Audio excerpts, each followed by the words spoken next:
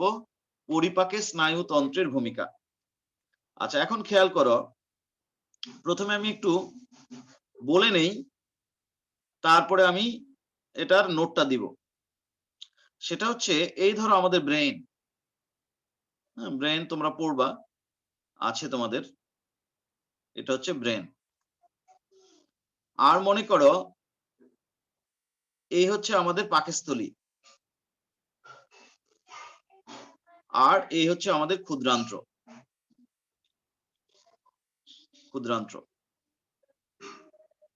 আর মনে করো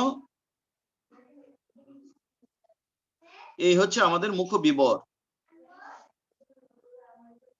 তাহলে খেয়াল করো, এটা হচ্ছে মস্তিষ্ক,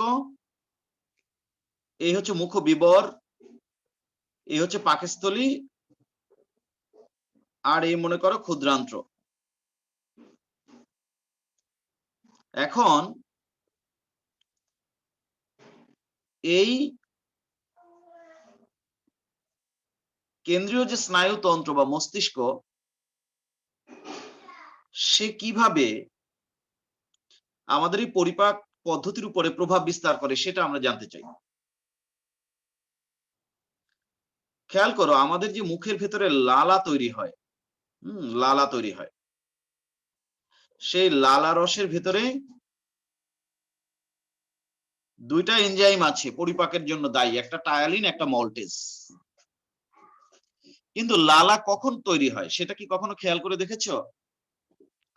লালা তৈরি হয় অনেক সময় আমরা মুখের ভেতরে যখন খাবারটা দেই,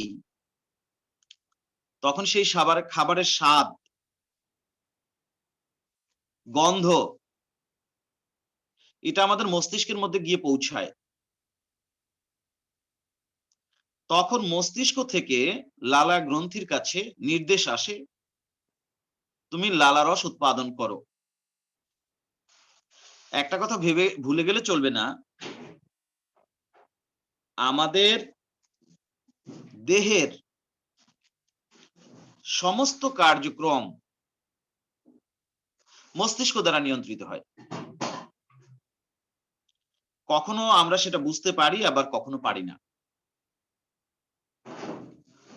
যেমন এই যে আমাদের হার্ট বিট করে না, ছন্দময়ভাবে সংকোচন প্রসারণ করে,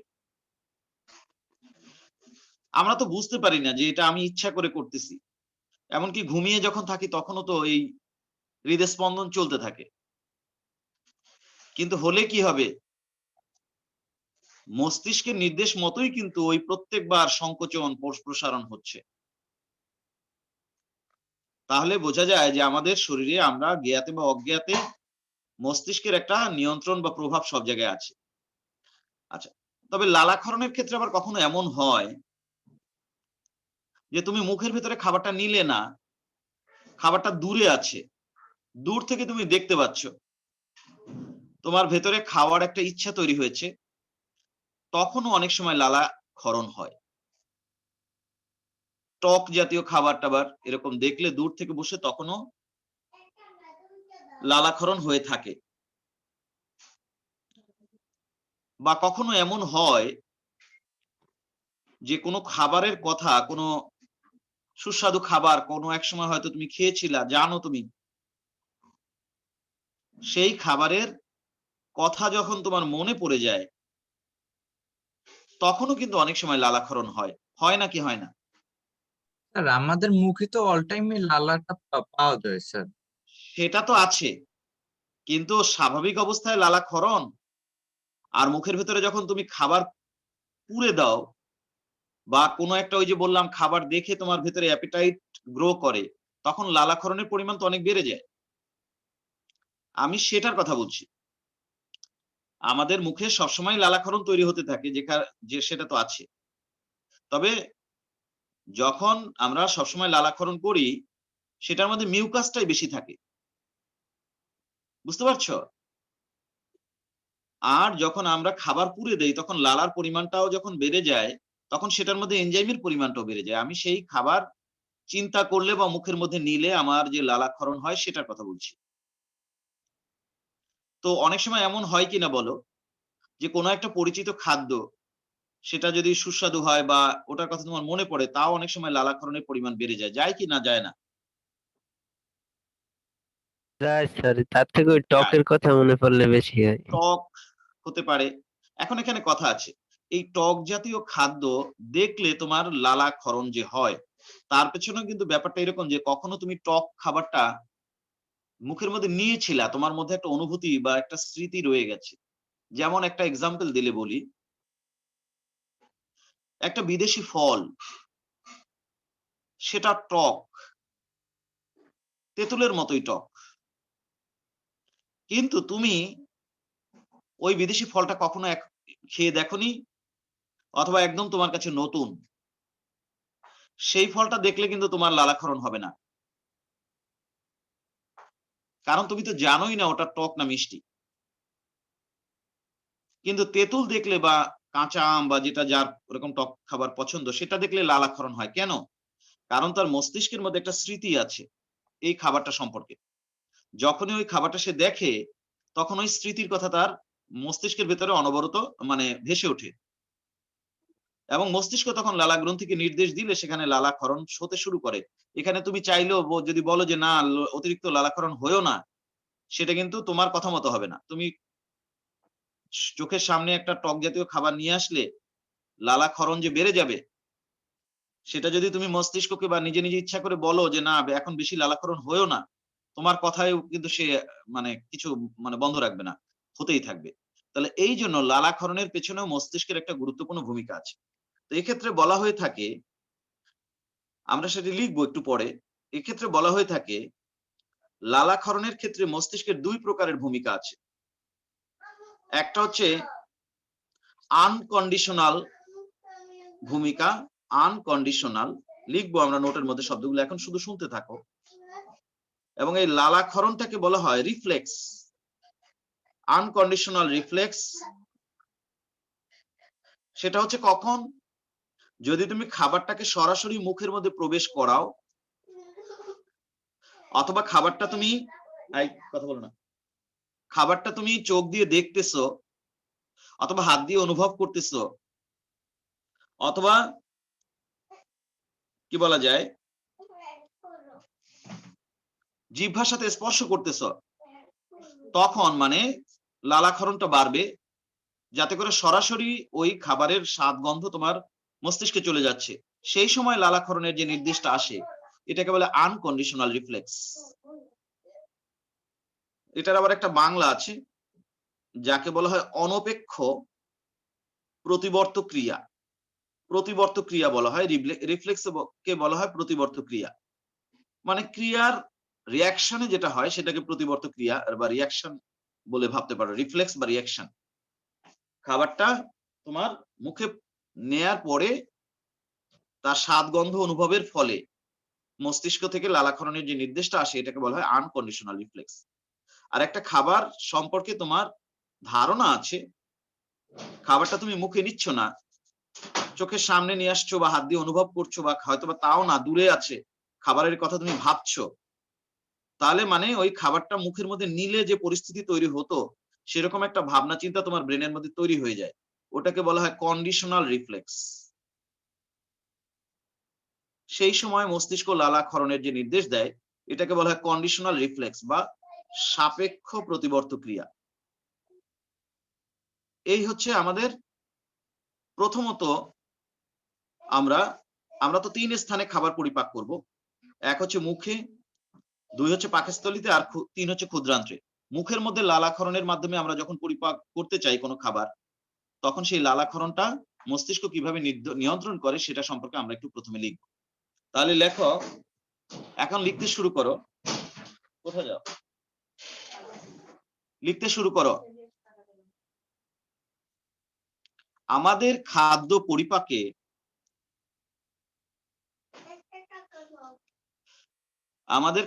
পরিপাকে একটু লাইনে থাকো।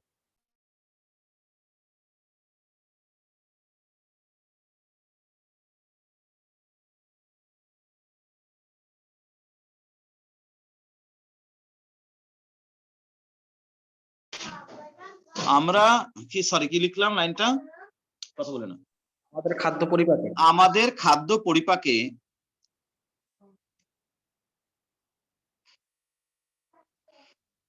তারপরে কিছু লিখছো? না স্যার। না স্যার। আমাদের খাদ্য পরিপাকে স্নায়ুতন্ত্র প্রত্যক্ষ ও পরোক্ষভাবে ভূমিকা পালন করে। আমাদের খাদ্য পরিপাকে স্নায়ুতন্ত্র প্রত্যক্ষ ও পরোক্ষভাবে ভূমিকা পালন করে। যেমন এবার লেখো 1 নাম্বার, লালাক্ষরণ। আমাদের খাদ্য পরিপাকে স্নায়ুতন্ত্র প্রত্যক্ষ ও পরোক্ষ ভূমিকা পালন করে। যেমন 1 নম্বরে লেখো লালাক্ষরণ।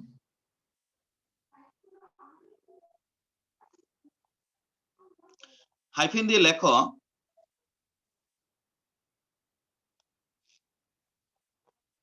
মুখবিবরে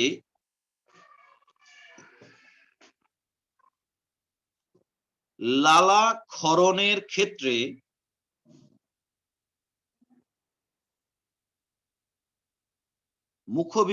লালাক্ষরণের ক্ষেত্রে স্নায়ুতন্ত্রের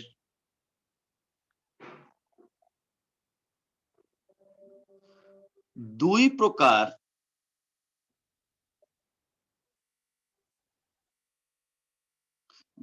লেখো না, যে প্রকার লেখো।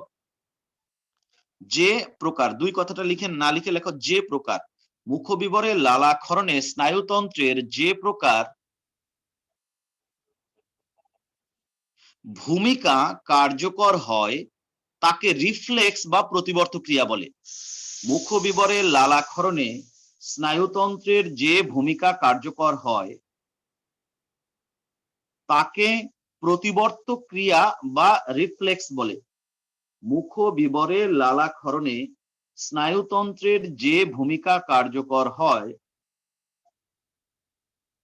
তাকে প্রতিবর্ত ক্রিয়া বা রিফ্লেক্স বলে। মুখবিবরে লালাক্ষরণে স্নায়ুতন্ত্রের যে ভূমিকা কার্যকর হয় তাকে প্রতিবর্ত ক্রিয়া বা রিফ্লেক্স বলে।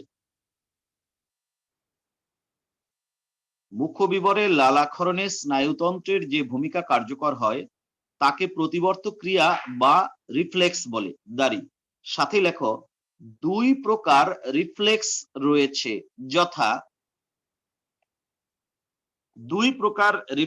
রয়েছে, যথা এবার রোমান 1 লেখো আনকন্ডিশনাল রিফ্লেক্স বা অনপেক্ষ প্রতিবর্ত ক্রিয়া। আনকন্ডিশনাল রিফ্লেক্স বা অনপেক্ষ প্রতিবর্ত ক্রিয়া। আনকন্ডিশনাল রিফ্লেক্স বা অনপেক্ষ প্রতিবর্ত ক্রিয়া।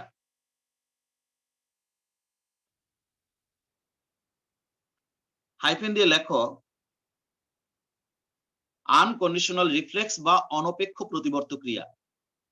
একটা কথা মনে রেখো, এই লালা রস সে একদিকে যেমন শর্করা জাতীয় খাদ্যকে আংশিক পরিপাক করে টায়ালিন এবং মল্টেজের মাধ্যমে, কিন্তু শর্করা ছাড়াও আমিষ বা স্নেহ অন্য যে সকল খাবার আছে সেই খাবারটাকে নরম করা, পিচ্ছিল করা, গলাধকরণ করা, এটাও কিন্তু লালা রসের কাজ। এটাকে তুমি কিন্তু পরোক্ষ সহায়তা বলতে পারো পরিপাকে, এটাও কিন্তু একটা সহায়ক ভূমিকা। সরাসরি শর্করাটাকে আংশিক পরিপাক করছে, এটা ভালো, কিন্তু মনে করো যান্ত্রিক পরিপাকের অন্তর্ভুক্ত স্যার। ওই যে হ্যাঁ যান্ত্রিক পরিপাক, হ্যাঁ অবশ্যই যান্ত্রিক পরিপাক, কিন্তু সেটাও তো পরিপাকের একটা অংশ। তুমি মনে করো এক টুকরো মাংস খেয়ে ফেললা, এর মধ্যে শর্করা নাই, ঠিক আছে, কিন্তু এটাকে তুমি দাঁত দিয়ে ভেঙে চুরে লালার সাথে যদি না মিশাও, এটা যদি একদম শুষ্ক থাকে তাহলে তুমি গলাধকরণ করতে পারবে না, খাবারটা নরম হবে না। সেক্ষেত্রে লালা রসের কিন্তু সরাসরি শর্করা পরিপাকে যেমন ভূমিকা আছে, তেমনি পরোক্ষভাবে আমিষ বা স্নেহ জাতীয় খাবারটাকে নরম করা, গলাধকরণ করা, এটার পেছনেও ভূমিকা আছে। তো যাই হোক, আমরা এখানে শর্করা পরিপাকটাকে আলাদাভাবে এমফাসিস দিচ্ছি না। আমার লালা রস উৎপাদনটার যে টোটাল ভূমিকা এবং সেই লালা রসটা উৎপাদনের ক্ষেত্রে মস্তিষ্ক কি কাজ করে বা আমাদের স্নায়ুতন্ত্র কি কাজ করে সেটাই কিন্তু লিখতে যাচ্ছি। এখানে আর আলাদাভাবে মেনশন করব না যে এই শর্করা পরিপাক করছে অথবা আমিষ বা স্নেহ, ওগুলোর দিকে আমরা যাব না। তো যেখানে যাচ্ছিলাম, যেখানে ছিলাম সেখানে আবার ফিরে যাই। মুখবিবরে লালারস ক্ষরণে স্নায়ুতন্ত্র যে ভূমিকা পালন করে বা স্নায়ুতন্ত্রের যে ভূমিকা কার্যকর হয় তাকে রিফ্লেক্স বা প্রতিবর্ত ক্রিয়া বলে। 2 প্রকার রিফ্লেক্স রয়েছে, যথা রোমান 1 আনকন্ডিশনাল রিফ্লেক্স বা অনপেক্ষ প্রতিবর্ত ক্রিয়া। লিখছো এটা? জি জি স্যার। স্যার। আন্ডারলাইন করে হাইফেন দিয়ে লেখো। আমরা যখন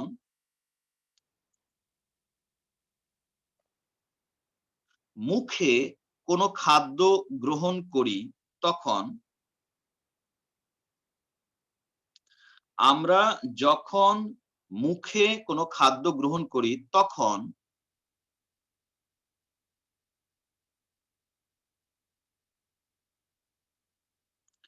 আমরা যখন মুখে কোনো খাদ্য গ্রহণ করি তখন সংবেদী স্নায়ুর মাধ্যমে, সংবেদী স্নায়ু, আমাদের 3 রকমের স্নায়ু আছে। একটাকে বলে সংবেদী, সেন্সর নার্ভ, আর একটা নাম আছে বলবো দেখবা মোটর নার্ভ, মোটর বা চেষ্টীয় স্নায়ু। আর একটা আছে মিক্সড নার্ভ, মিশ্র স্নায়ু, সেটা পরে হবে। এগুলো স্নায়ুতন্ত্র পড়বো যখন, মস্তিষ্ক পড়বো যখন কথা হবে তখন। তো একটুখানি বলি, ধরো এটা আমাদের জিহ্বা, হ্যাঁ এটা আমাদের জিহ্বা, আর এটা মনে করো আমাদের ব্রেন, ব্রেন অথবা এটা হচ্ছে স্পাইনাল কর্ড, এটা আমাদের জিহ্বা। তো আমরা যখন খাবারটা এই জিহ্বার টেস্ট বার্ডের সাথে লাগে তখন টেস্ট বার্ড দিয়ে তার টেস্ট অথবা তার ফ্লেভার, যা কিছু এই মস্তিষ্কে যায়, যে স্নায়ুর মাধ্যমে তথ্য ভেতরের দিকে যায়, ওই স্নায়ুটাকে বলা হয় সংবেদী স্নায়ু। পরবর্তীতে মস্তিষ্ক আবার এই জিহ্বার কাছে যে তথ্য পাঠায়, যে হ্যাঁ নির্দেশ পাঠায় যে এখন তুমি লালা উৎপাদন করতে শুরু করো, সেই তথ্যটা মস্তিষ্ক থেকে জিহ্বার কাছে আসে যে স্নায়ুর মাধ্যমে, তাকে বলা হয় মোটর স্নায়ু, মোটর স্নায়ু বা মোটর নার্ভ। এটাকে আবার অনেক সময় বাংলায় চেষ্টীয় স্নায়ু বলে। যাই হোক, এই শব্দ দুটো আমরা ব্যবহার করব।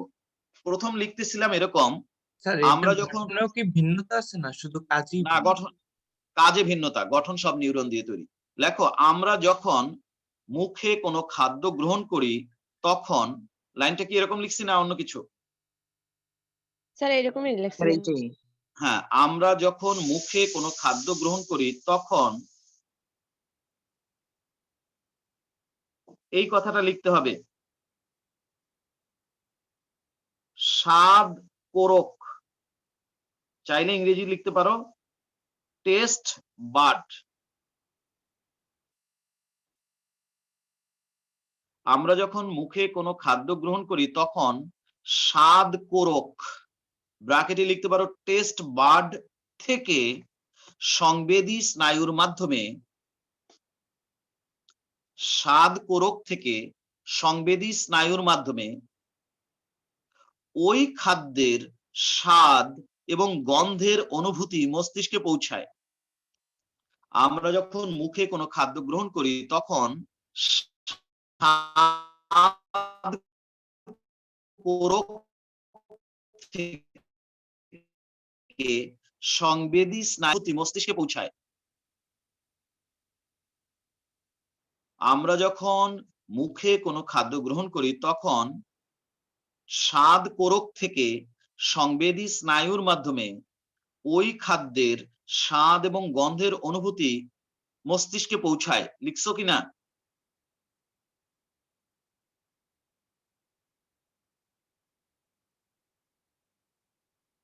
কথা বলো, লিখছো কিনা? জি স্যার। জি স্যার। দাঁড়ি সাথী লেখো, মস্তিষ্ক তখন প্রাপ্ত তথ্য বিশ্লেষণ করে,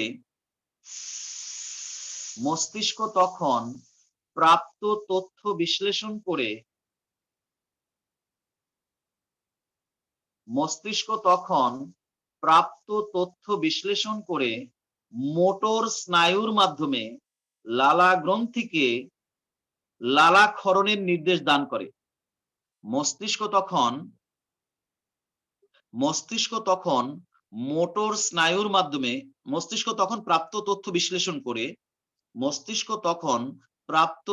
বিশ্লেষণ করে মোটর স্নায়ুর মাধ্যমে লালা গ্রন্থির কাছে লালারস ক্ষরণের নির্দেশ প্রেরণ করে।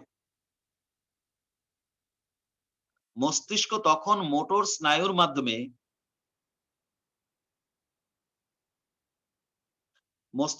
প্রাপ্ত তথ্য বিশ্লেষণ করে, এই কথাটা লিখলে ভালো হবে, মস্তিষ্ক তখন প্রাপ্ত তথ্য বিশ্লেষণ করে মোটর স্নায়ুর মাধ্যমে লালা গ্রন্থির কাছে লালা রস উৎপাদনের বা ক্ষরণের বা নিঃসরণের নির্দেশ দান করে। লিখতে পারছো লাইনটা?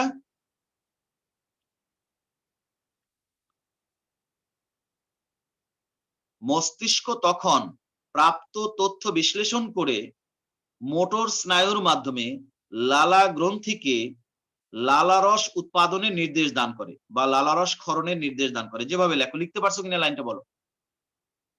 জি স্যার। তুমি একটু পড়ে শোনাও তো, এইমাত্র যে জি স্যার বললা লাইনটা কি লিখছো?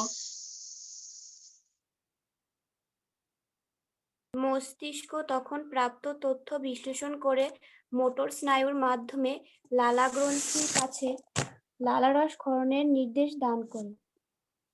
ঠিক আছে, আচ্ছা, তাহলে আমি একটু নামাজ পড়ে আসি, তোমাদেরও যাদের নামাজ পড়তে হবে পড়ে নাও। 5 মিনিট ব্রেক দিলাম, হ্যাঁ।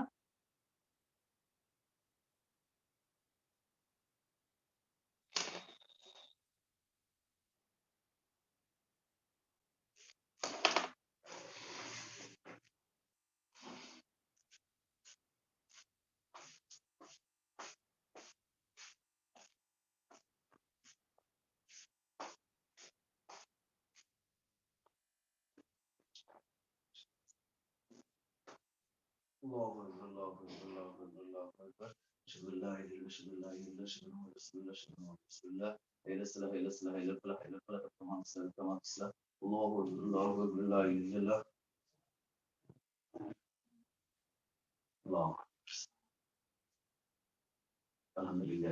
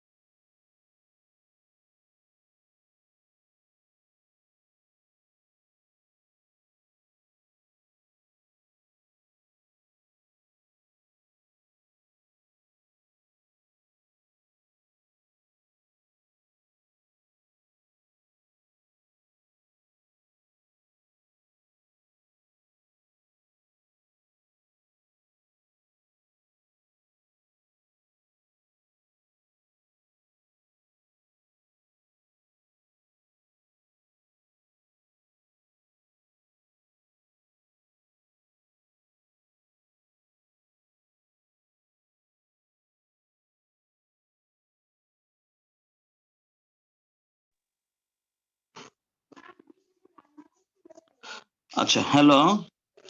তাহলে আমরা লিখতেছিলাম আনকন্ডিশনাল রিফ্লেক্স। তো আমরা লিখলাম এরকম, যখন আমরা মুখে খাদ্য গ্রহণ করি তখন স্বাদ কোরক থেকে সংবেদী স্নায়ুর মাধ্যমে ওই খাদ্যের স্বাদ গন্ধের অনুভূতি মস্তিষ্কে পৌঁছায়।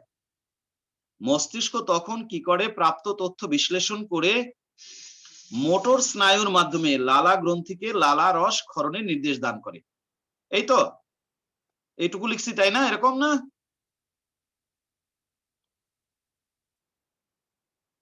হ্যালো, আমরা কি এরকম লিখেছি?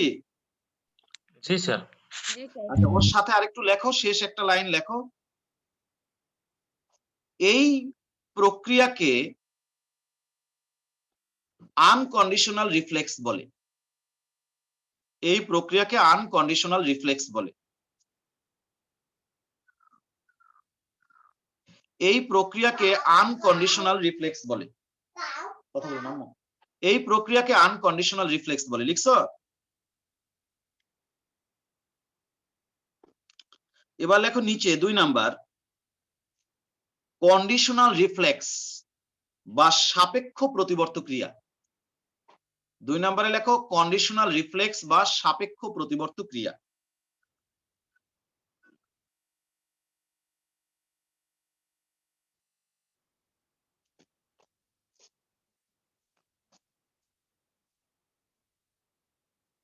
হাইফেন দিয়ে লেখো, আমরা যখন সরাসরি কোনো খাদ্য মুখে গ্রহণ করি না, আমরা যখন সরাসরি কোনো খাদ্য মুখে গ্রহণ করি না, কিন্তু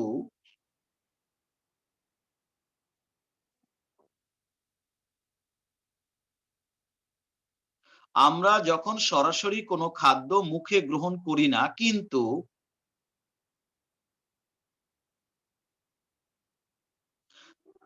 তার বর্ণ, গন্ধ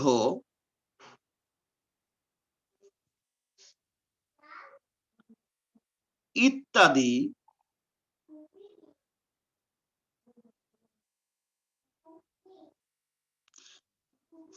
কিন্তু তার বর্ণ, গন্ধ ইত্যাদি প্রত্যক্ষ বা পরোক্ষভাবে অনুভব করতে পারি, প্রত্যক্ষ বা পরোক্ষভাবে অনুভব করতে পারি, তখন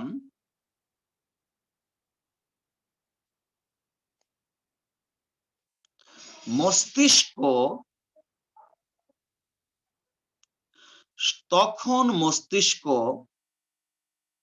স্বতঃস্ফূর্তভাবে লালা গ্রন্থিকে লালারস ক্ষরণের নির্দেশ দান করে।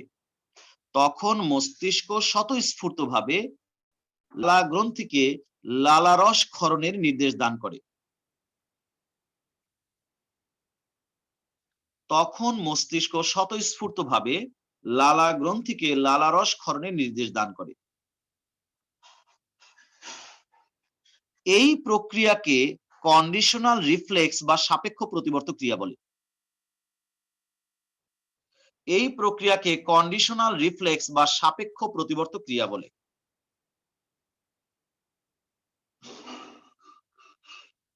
এই প্রক্রিয়াকে কন্ডিশনাল রিফ্লেক্স বা সাপেক্ষ প্রতিবর্ত ক্রিয়া বলে। আচ্ছা স্যার, ওই জায়গায় যে কিন্তু তার বর্ণ গন্ধ স্যার, ওই জায়গায় স্বাদ স্বাদ হইবে না বর্ণের জায়গায়? স্বাদ তো আমরা জিহ্বায় না নিলে পাবো না, কিন্তু বর্ণ বা গন্ধের জন্য চোখ, নাক দুইটা যথেষ্ট। স্বাদ দিতে হলে তো জিহ্বায় নিতে হবে, তাহলে হয়ে যাবে আনকন্ডিশনাল। এটা হচ্ছে মুখে নিতে পারবো না, কিন্তু এছাড়া আর সবকিছুই করতে পারবো। অনুভব করতে পারবো, মনে মনে ভাবতে পারবো, হাত দিয়ে ধরে দেখতে পারবো, নাক দিয়ে গন্ধ নিতে পারবো, অথবা কি বলা যায় দূর থেকে তাকে দেখতে পারবো। এসব কারণে হতে হবে, কিন্তু মুখে নিয়ে নেওয়া যাবে না। বুঝতে পারছো না পারোনি?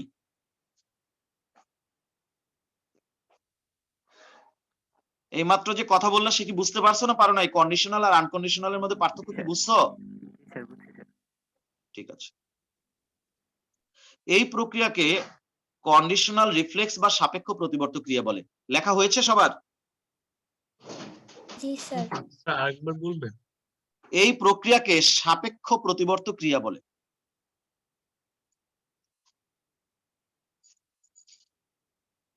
এই প্রক্রিয়াকে সাপেক্ষ প্রতিবর্ত ক্রিয়া বলে।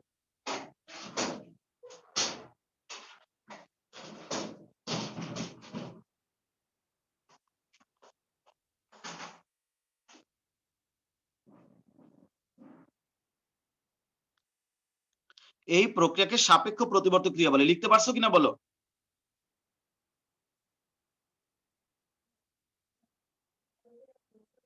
লিখছি স্যার। ঠিক আছে, এবার লেখো নাম্বার 2। লেখো গ্যাস্ট্রিক রস ক্ষরণ। এটা হবে পাকস্থলীতে। লালা রসটা এটা হবে মুখে লালা গ্রন্থির থেকে যেটা বের হবে, আর এটা হচ্ছে পাকস্থলী থেকে যে পরিপাক রস বের হয় সেটা কি বলা হয়? গ্যাস্ট্রিক রস। সেটা কেন ক্ষরণ হচ্ছে এবং সেক্ষেত্রে মস্তিষ্কের যে ভূমিকা আছে সেটা আমরা বলবো। লেখো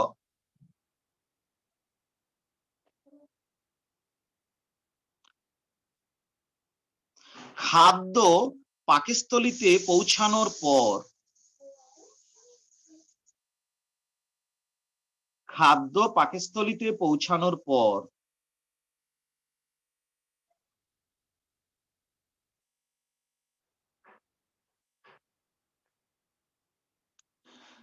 পাকস্থলী থেকে যে পরিপাক রস নির্গত হয় তাকে গ্যাস্ট্রিক রস বলে। খাদ্য পাকস্থলীতে পৌঁছানোর পর পাকস্থলী থেকে যে পরিপাক রস নির্গত হয় তাকে গ্যাস্ট্রিক রস বলে।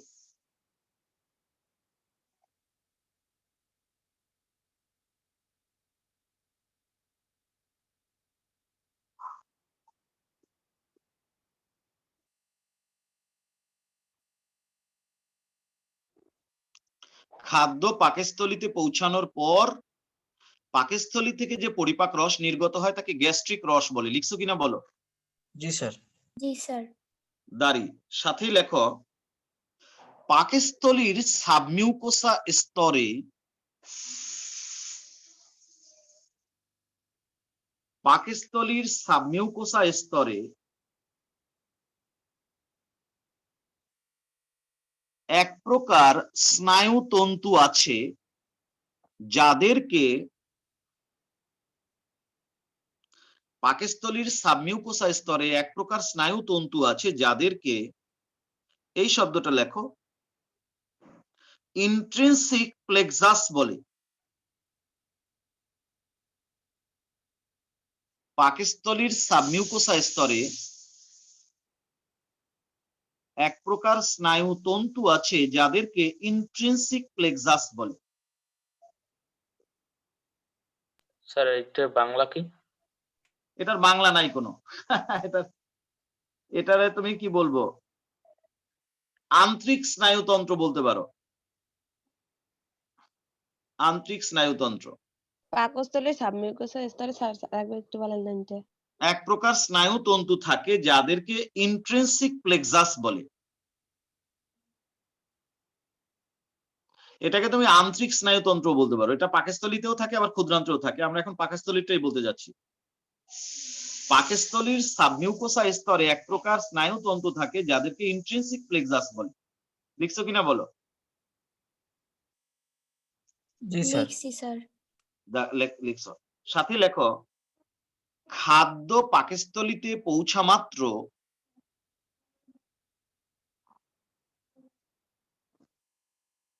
এই স্নায়ুতন্তু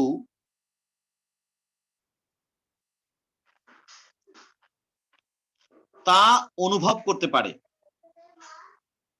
খাদ্য পাকস্থলীতে পৌঁছা মাত্র এই স্নায়ুতন্তু তা অনুভব করতে পারে এবং মস্তিষ্কে এই তথ্য প্রেরণ করে বা সেই তথ্য প্রেরণ করে। খাদ্য পাকস্থলীতে পৌঁছা মাত্র এই স্নায়ুতন্তু তা বুঝতে পারে এবং মস্তিষ্কে সেই তথ্য প্রেরণ করে।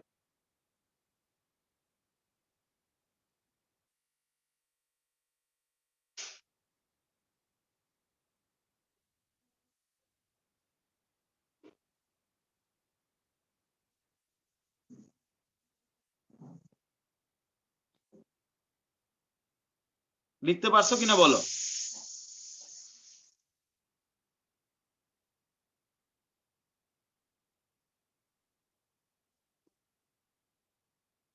কথা বলো, লিখতে পারছো কিনা? জি স্যার, লিখছি। আচ্ছা, মস্তিষ্ক তখন প্রাপ্ত উদ্দীপনা বিশ্লেষণ করে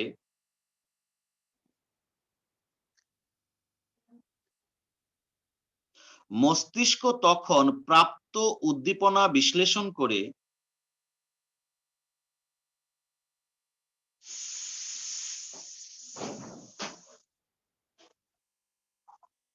পাকস্থলীর প্রাচীরে বিদ্যমান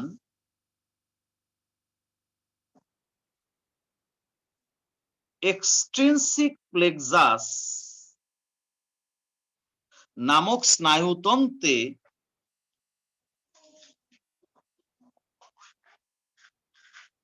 স্নায়ুতন্তু আর কি, তন্ত্র লিখবে না, তন্তু, স্নায়ুতন্তু, নার্ভ। মস্তিষ্ক তখন প্রাপ্ত উদ্দীপনা বিশ্লেষণ করে পাকস্থলীর প্রাচীরে বিদ্যমান এক্সট্রিনসিক প্লেক্সাস নামক স্নায়ুতন্তুতে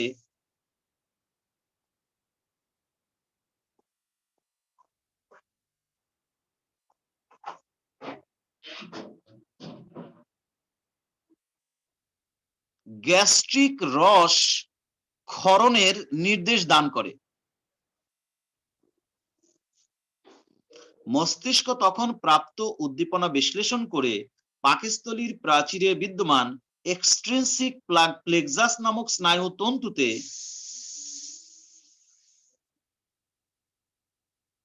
গ্যাস্ট্রিক রস ক্ষরণের নির্দেশ দান করে।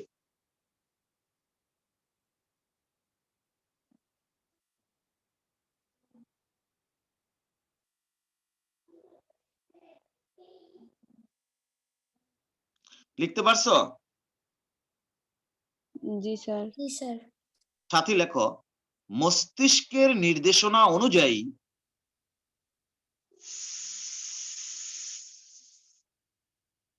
মস্তিষ্কের নির্দেশনা অনুযায়ী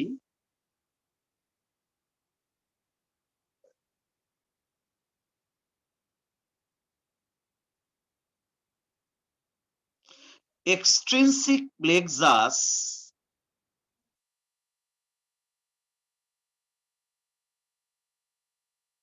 মস্তিষ্কের নির্দেশনা অনুযায়ী এক্সট্রিনসিক প্লেক্সাস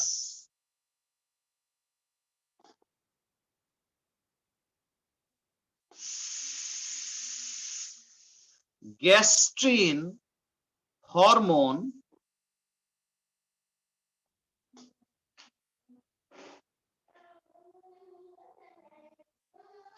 মস্তিষ্কের নির্দেশনা অনুযায়ী এক্সট্রিনসিক প্লেক্সাস তখন, কথাটা বসিয়ে দাও, তখন গ্যাস্ট্রিন হরমোন উৎপাদনে উদ্বুদ্ধ করে। মস্তিষ্কের নির্দেশনা অনুযায়ী এক্সট্রিনসিক প্লেক্সাস তখন গ্যাস্ট্রিন হরমোন উৎপাদনে উদ্বুদ্ধ করে।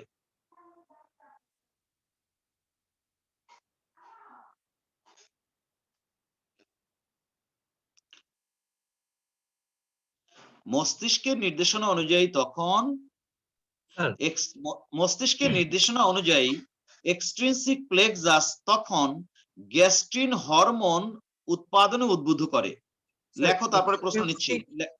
আগে লেখো পরে প্রশ্ন।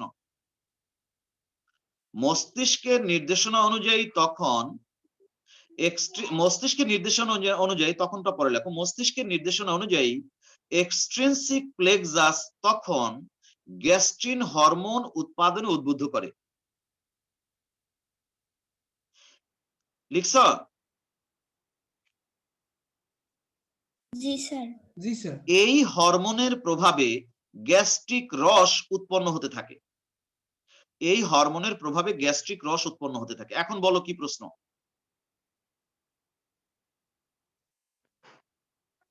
স্যার এই হরমোনের প্রভাবে এইটা কি হ্যাঁ? স্যার মোটর যে স্নায়ুতন্ত্র এর কি অংশ স্যার? না না, মোটরের অংশ না। এক্সট্রিনসিক আর ইন্ট্রিনসিক প্লেক্সাস মোটর আর সেন্সরের অংশ না, এটা আলাদা। শুধু পরিপাকতন্ত্রের মধ্যেই এটা বিরাজ করে। সেরকম হলে তো আমি বলতাম। লাস্ট লাইনটা আবার একটু বলা যায়? অবশ্যই বলা যায়। এক্সট্রিনসিক প্লেক্সাস মস্তিষ্কের নির্দেশনা অনুযায়ী এক্সট্রিনসিক প্লেক্সাস তখন গ্যাস্ট্রিন হরমোন উৎপাদন উদ্বুদ্ধ করে।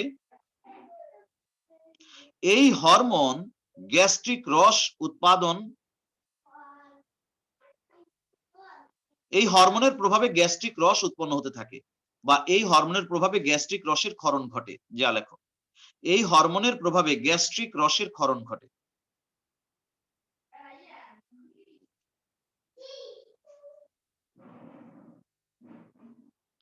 এই হরমোনের প্রভাবে গ্যাস্ট্রিক রসের ক্ষরণ ঘটে। বলো লিখতে পারছো কিনা? লিখছি স্যার। জি স্যার। এবার লেখো নাম্বার 3, আন্তরিক রস ক্ষরণ। ক্ষুদ্রান্ত্রের মধ্যে কিভাবে হয় সেটা এখন বলবো। আন্তরিক রস ক্ষরণ।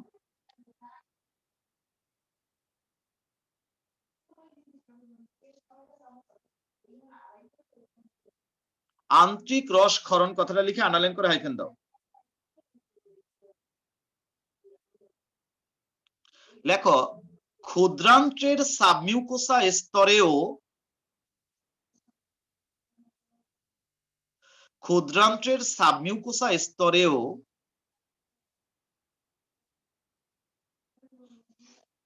ইন্ট্রিনসিক প্লেক্সাস এবং এক্সট্রিনসিক প্লেক্সাস নামক স্নায়ুতন্তু থাকে।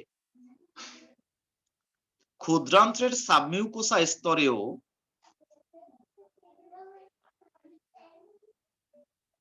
ইন্ট্রিনসিক প্লেক্সাস এবং এক্সট্রিনসিক প্লেক্সাস নামক স্নায়ুতন্তু থাকে।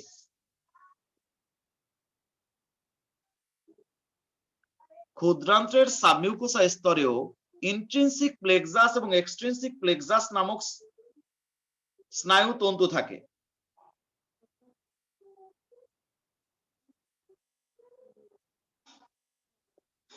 লিখছা? জি স্যার। জি স্যার। দাড়ি সাথে লেখো,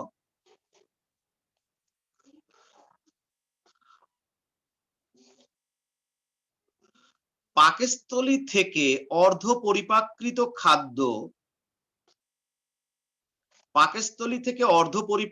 খাদ্য ব্র্যাকেটে লেখো কাইম যখন ক্ষুদ্রান্ত্রে প্রবেশ করে। পাকস্থলী থেকে অর্ধ পরিপাকৃত খাদ্য ব্র্যাকেটে লেখো কাইম যখন ক্ষুদ্রান্ত্রে প্রবেশ করে, তখন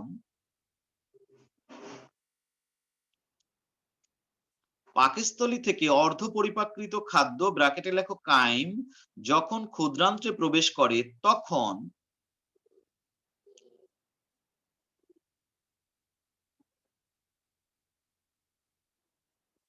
ইন্ট্রিনসিক প্লেক্সাস মস্তিষ্কে তথ্য সরবরাহ করে।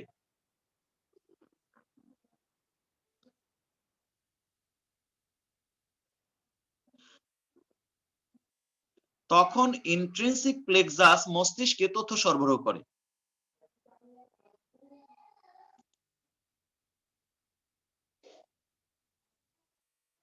মস্তিষ্ক থেকে এক্সট্রিনসিক প্লেক্সাসের কাছে নির্দেশনা আসে। মস্তিষ্ক থেকে এক্সট্রিনসিক প্লেক্সাসের কাছে নির্দেশনা আসে।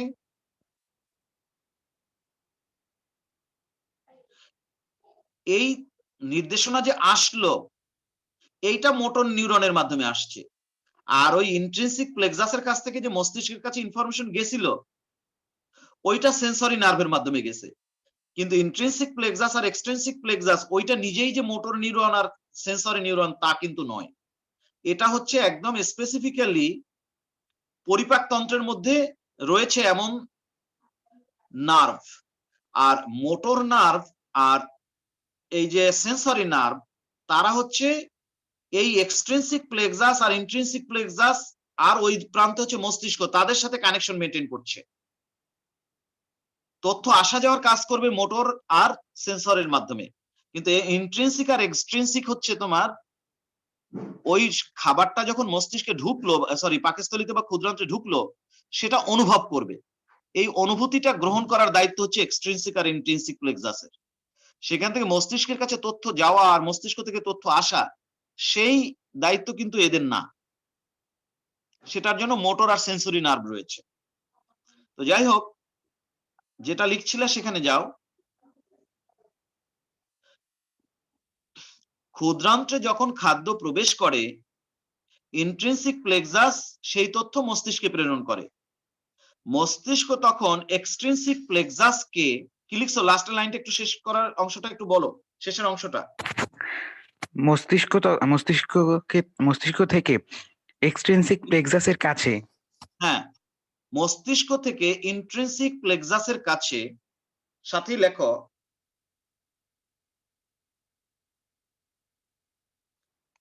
সিক্রেটিন। মস্তিষ্ক থেকে ইন্ট্রিনসিক প্লেক্সাসের কাছে সিক্রেটিন, কমা কোলিসিস্টোকাইনিন, কমা ভিলিকাইনিন,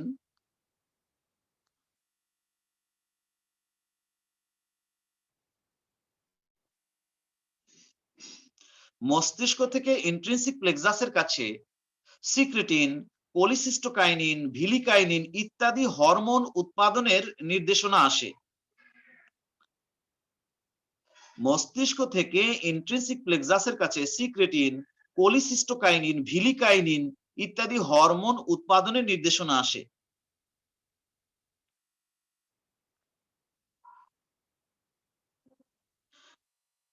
মস্তিষ্ক থেকে ইন্ট্রিনসিক প্লেক্সাসের কাছে, সরি এক্সট্রিনসিক প্লেক্সাসের কাছে, মস্তিষ্ক থেকে এক্সট্রিনসিক প্লেক্সাসের কাছে সিক্রেটিন, কোলিসিস্টোকাইনিন, ভিলিকাইনিন ইত্যাদি হরমোন উৎপাদনের নির্দেশনা আসে। মনে রাখবা, প্রথম খাবারের অনুভূতিটা গ্রহণ করে ইন্ট্রিনসিক প্লেক্সাস, পরে আবার মস্তিষ্ক থেকে নির্দেশনা আসে যার কাছে, তার নাম হচ্ছে এক্সট্রিনসিক প্লেক্সাস। তাহলে আমি শেষের কথাটা হচ্ছে এরকম, মস্তিষ্ক তখন এক্সট্রিনসিক প্লেক্সাসের কাছে সিক্রেটিন, কোলিসিস্টোকাইনিন, ভিলিকাইনিন ইত্যাদি হরমোন উৎপাদনের নির্দেশনা আসে। লিখছো কিনা বলো।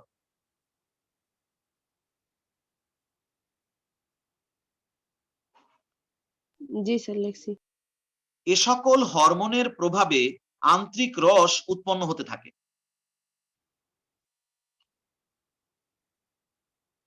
এ সকল হরমোনের প্রভাবে আন্ত্রিক রস উৎপন্ন হতে থাকে। লিখতে পারছো না পারো নাই?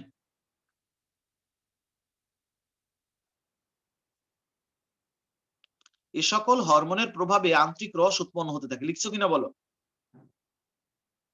জি স্যার। জি স্যার। ঠিক আছে, এবার আমরা নিচে স্টার চিহ্ন দিব। লেখো পরিপাকে হরমোনের ভূমিকা। এই হরমোনগুলোর ব্যাপারে আমরা স্পষ্ট করে বলতে চাই যে কোন হরমোন কি কাজ করে, সেটা একটা আইটেম হবে। স্টার চিহ্ন দিয়ে লেখো পরিপাকে হরমোনের ভূমিকা। আগে ছিল স্নায়ুতন্ত্রের ভূমিকা, এখন হবে সরাসরি হরমোনের ভূমিকা।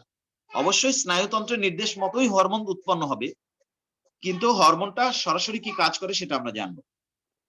পরিপাকে হরমোনের ভূমিকা, লিখছো কথাটা? জি স্যার। স্যার, এক নম্বর, লালারসের ক্ষেত্রে তো কোনো হরমোন তো উৎপাদন হয় না, না লালারসের মধ্যে সরাসরি হরমোন নাই। লালারসটাই হয়। হ্যাঁ হ্যাঁ হ্যাঁ, পরিপাকে হরমোনের ভূমিকা। নাম্বার 1 লেখো গ্যাস্ট্রিন। এতক্ষণ কিছু হরমোনের কথা বলেছিলাম, এছাড়া আরো অনেক হরমোন আছে। আমরা তাদের নাম, কোন জায়গা থেকে উৎপন্ন হয়, কি কাজ, এগুলো একটু জানবো এবং ভালো করে পড়বা, এটা অনেক সময় পরীক্ষা দেয়, ইম্পর্টেন্ট। গ্যাস্ট্রিন লিখছো? জি স্যার। জি স্যার। হাইফেন দিয়ে লেখো পাকস্থলীর মিউকোসা স্তরে বিদ্যমান জি কোষ থেকে এই হরমোন নির্গত হয়। পাকস্থলীর মিউকোসা স্তরে বিদ্যমান জি কোষ থেকে এই হরমোন নির্গত হয়।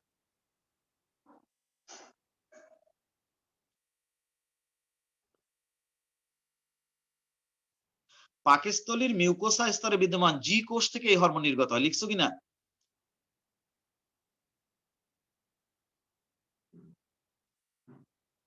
জি স্যার। জি স্যার। তারই সাথে লেখো, এই হরমোন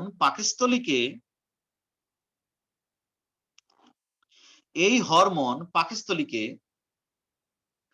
পরিপাক রস এবং হাইড্রোক্লোরিক অ্যাসিড উৎপাদনে উদ্বুদ্ধ করে বা সাহায্য করে। এই হরমোন পাকস্থলীকে পরিপাক রস বা গ্যাস্ট্রিক রস যেটা বলো এবং হাইড্রোক্লোরিক অ্যাসিড উৎপাদনে উদ্বুদ্ধ করে। এই হরমোন পাকস্থলীকে পরিপাক রস এবং হাইড্রোক্লোরিক অ্যাসিড উৎপাদনে উদ্বুদ্ধ করে।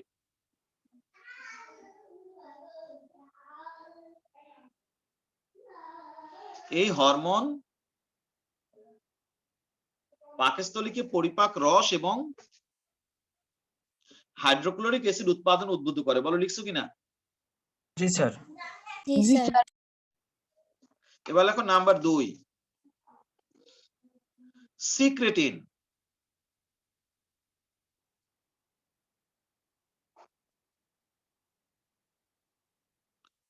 সিক্রেটিন তোমরা নিশ্চয়ই জানো যে এই যে ক্ষুদ্রান্ত্রের যে প্রথম অংশটা এটাকে বলা হয় ডিওডেনাম, ভাঁজটা যে ইউ এর মতো। এইখানকার মিউকোসা স্তরে এক ধরনের কোষ আছে যার নাম হচ্ছে এস কোষ। সেই কোষ থেকে সিক্রেটিন হরমোনটা বের হয়। লেখো, ক্ষুদ্রান্ত্রের ডিওডেনাম অঞ্চলের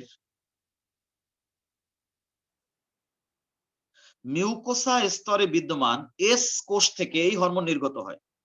ক্ষুদ্রান্ত্রের ডিওডেনাম অঞ্চলের মিউকোসা স্তরে বিদ্যমান এস কোষ থেকে এই হরমোন নির্গত হয়।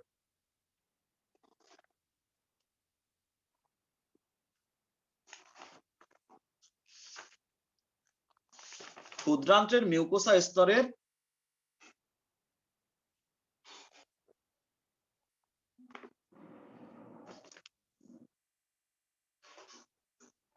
ক্ষুদ্রান্ত্রের ডিওডেনাম অঞ্চলের মিউকোসা স্তরে বিদ্যমান এস কোষ থেকে এই হরমোন নির্গত হয়। লিখছো কিনা বলো? জি স্যার। দাঁড়ি সাথী লেখো, এই হরমোন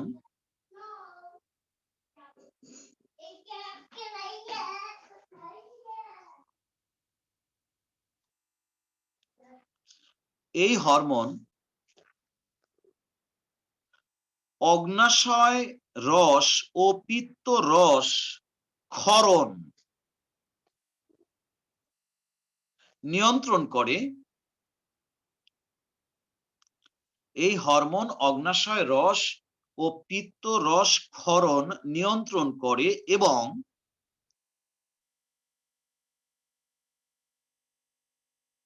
এবং এই CO3- মানে বাইকার্বনেট আয়ন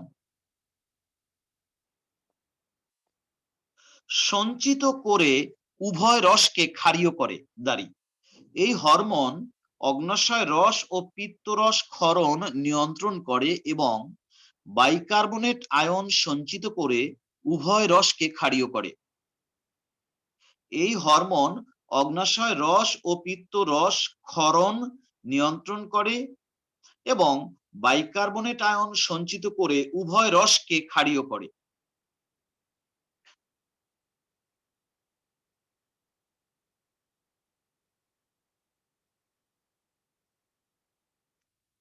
লিখতে পারছো? জি স্যার।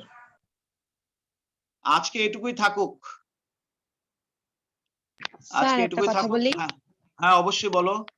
স্যার আমাদের 5টা থেকে শুরু করলেই তো হয়।